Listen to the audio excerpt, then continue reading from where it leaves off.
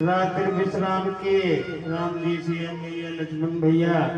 उसके बाद सवेरा हुआ। सवेरे अगस्त्य ऋषि जी पूछते हैं, अगस्त्य ऋषि जी से भगवान राम पूछते हैं कि अब क्या किया जाए। हमने तो प्रण कर लिया है कि अब मैं निशाचरों से विहीन धरती को कर दूंगा। भगवान हमको प्रभु महर्षि जी आप ऐसा स्थान बताएं जहां पर हम रह करके निशाचरों का नाश कर सके। तुलसीदास जी लिखते हैं, हे प्रभु परम मनोहर ठाम, हे प्रभु परम मनोहर ठाम, पवन पंचवटी के नाम।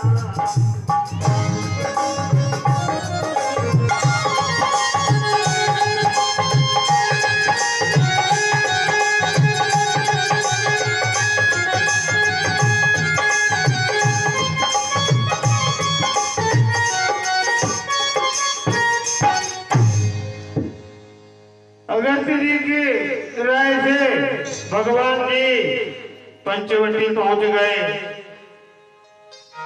गोदावरी के किनारे पंचवटी पहुंच गए।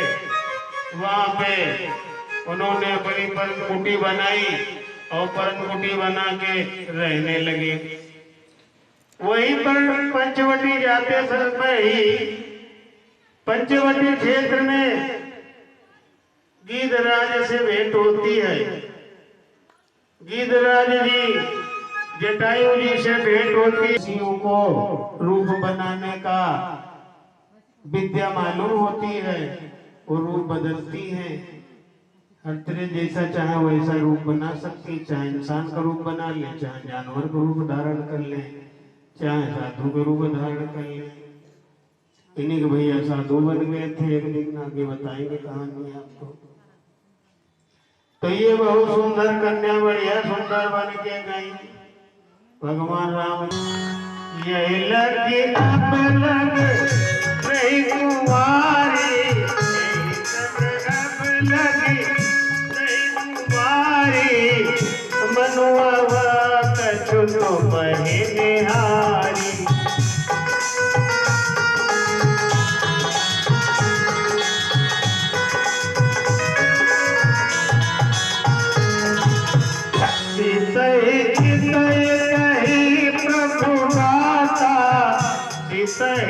कही प्रभु बाता, कुमार मोर लघुभ्राता।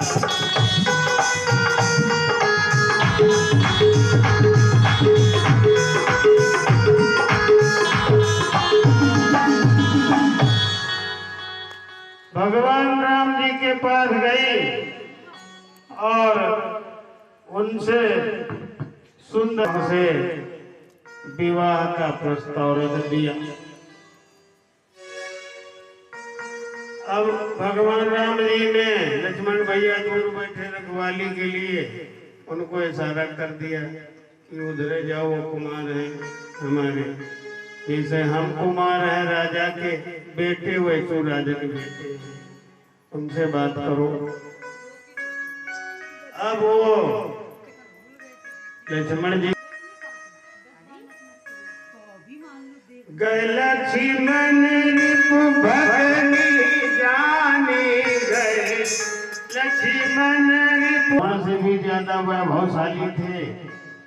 उनको रावण ने षड्यंत्र से मार दिया था शादी के कुछ दिनों बाद ही। तो ये विधवा हो गई थी शूर्पणखा। शूर्पणखा ने उसी दिन प्रण कर लिया था, जैसे तुमने हमारा परिवार नष्ट कर दिया वैसे हम तुम्हारा भी परिवार नष्ट कर देंगे। तो रावण भैया को हम कहीं पास पहुंच गए, नाक कान कटवा के। रावण भैया से क्या कहती है, वन में आए हैं, वन में आए